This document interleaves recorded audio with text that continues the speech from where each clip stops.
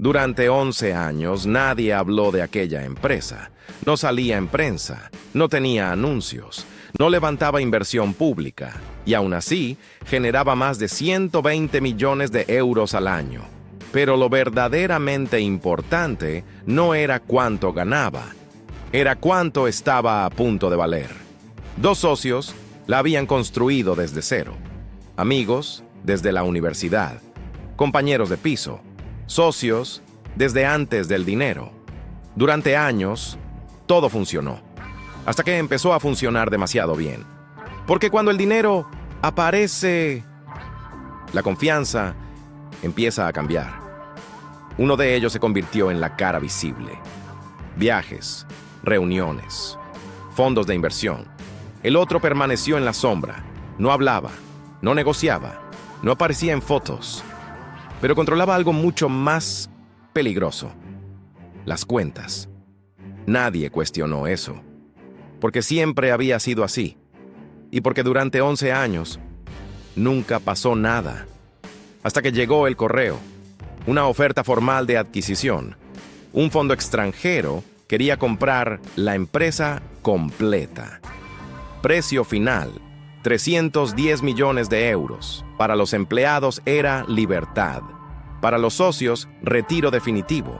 Pero lo que nadie sabía era esto: el contrato de socios jamás se había actualizado. Seguía siendo el mismo documento firmado 11 años atrás, cuando no había dinero, cuando no había riesgo, cuando nadie imaginaba una venta. Ese contrato permitía algo impensable. Ambos socios podían mover dinero sin aprobación mutua, sin límite, sin notificación. Nadie lo revisó, nadie lo recordó, porque la confianza suele esconder los errores más caros. La firma estaba prevista para el día siguiente a las 9 de la mañana. Todo estaba listo. Auditorías cerradas, cuentas verificadas, fondos en custodia. Solo quedaba una noche, y fue esa noche cuando todo se perdió.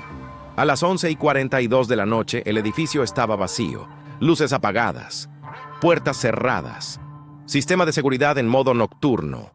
Nadie tenía motivos para volver, excepto uno. Las cámaras registraron su entrada con total normalidad. Tarjeta válida, huella correcta, acceso autorizado. Nada parecía extraño. Pero lo que nadie sabía era esto: esa noche, el socio silencioso no había ido a recuperar un portátil. Había ido a ejecutar un plan que llevaba meses preparando. A las 23:48 encendió su ordenador.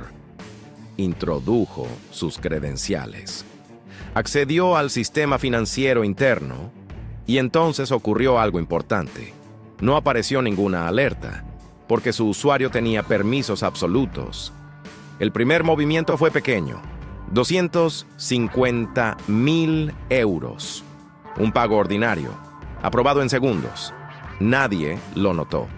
20 minutos después hizo otro: 680.000 euros. Luego otro: 910.000. Cada transferencia activaba la misma respuesta automática: operación validada, fondos liberados, registro contable creado. Y mientras tanto, nadie miraba. A medianoche el total ya superaba los 5 millones de euros. Pero eso no era lo peligroso. Lo peligroso era el patrón.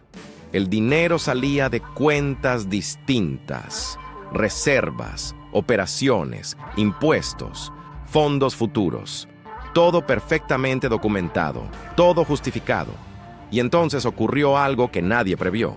El sistema dejó de mostrar alertas por volumen, porque el dinero no salía de una sola cuenta, salía de muchas. Nadie programó el sistema para detectar traición, solo errores. A la 1:30 de la madrugada, el monto alcanzó los 18 millones. A las 2:10, superó los 40 millones.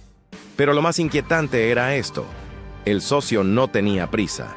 Se levantó, fue por café, revisó correos, como si nada estuviera ocurriendo, porque sabía algo que nadie más sabía: Las auditorías se ejecutaban una vez al día, a las 6 de la mañana.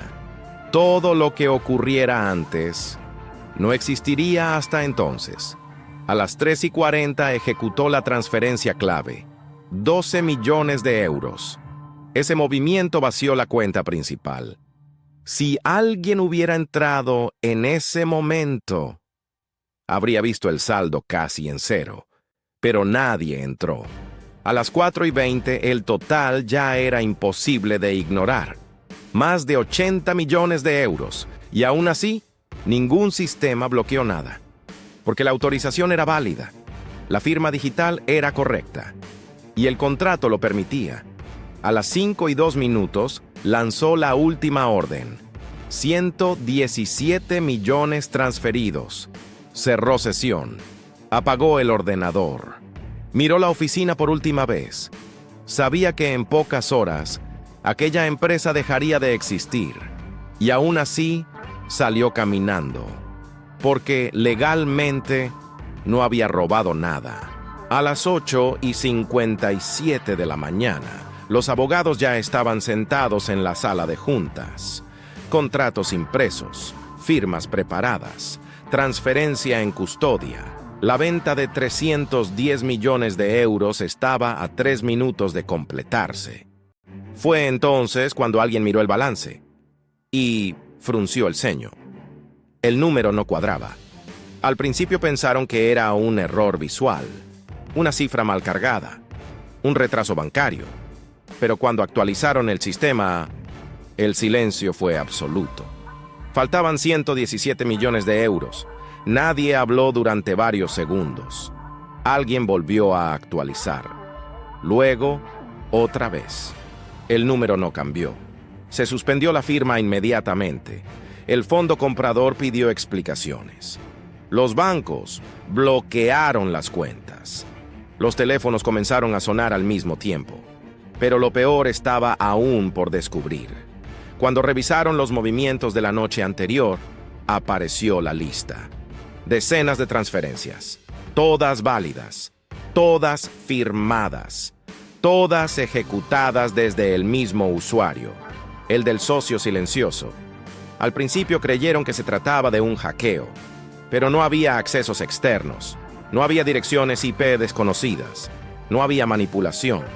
Todo se había hecho desde el ordenador de la empresa, con doble verificación, con firma electrónica legítima, legalmente. Era incuestionable. El banco confirmó cada operación. El dinero había salido correctamente. No estaba retenido. No estaba bloqueado. Simplemente ya no pertenecía a la empresa. A las 11 de la mañana, el fondo retiró la oferta. A las 12, los clientes comenzaron a llamar. A las 2 de la tarde, los empleados empezaron a sospechar. La noticia se filtró, no a la prensa, sino al mercado.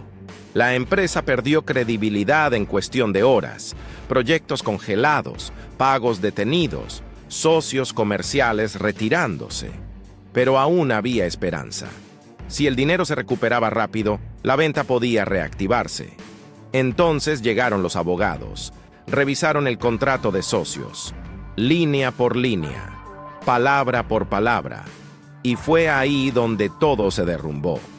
El documento otorgaba a ambos fundadores plenos poderes financieros, sin necesidad de aprobación mutua, sin límites, sin notificaciones.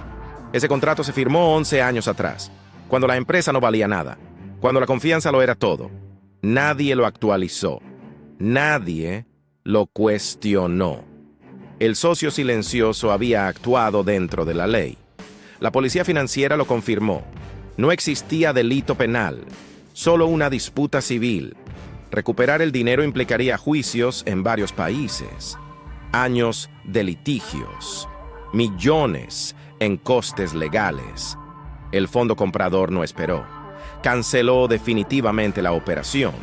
Y en ese momento, la empresa murió, porque sin venta ya no había futuro. Durante las semanas siguientes, la empresa intentó sobrevivir. Sin la venta, Sin liquidez y sin confianza, cada día era una cuenta atrás. Los clientes empezaron a exigir garantías. Los proveedores acortaron plazos. Los bancos retiraron líneas de crédito. El dinero no regresó. Las cuentas receptoras estaban repartidas en 3 países: holdings legales, fideicomisos privados, estructuras diseñadas para no devolver nada con rapidez. Los abogados fueron claros. Recuperarlo llevaría años.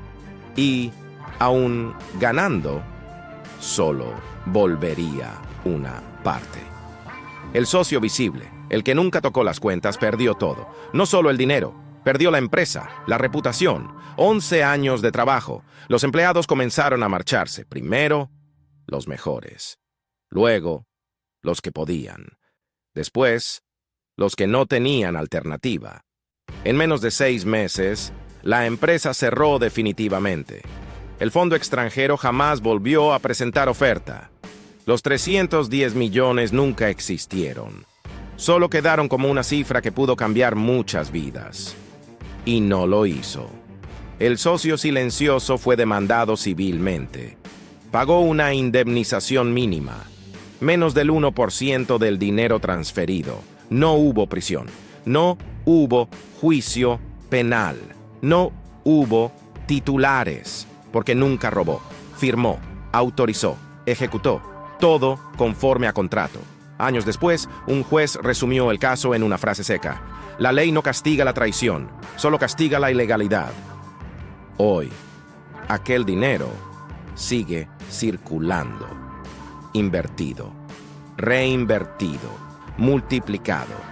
La empresa no existe, los trabajadores tomaron caminos distintos, el socio visible nunca volvió a emprender y el socio silencioso vive cómodamente fuera del foco público, sin entrevistas, sin redes sociales, sin explicaciones, porque el sistema no pregunta por intenciones, solo revisa firmas. Y aquella noche, todas las firmas eran válidas. Esa es la parte más inquietante de esta historia. No fue un error. No fue un hackeo. No fue un fraude. Fue confianza. Y en el mundo del dinero, la confianza no protege. La confianza destruye.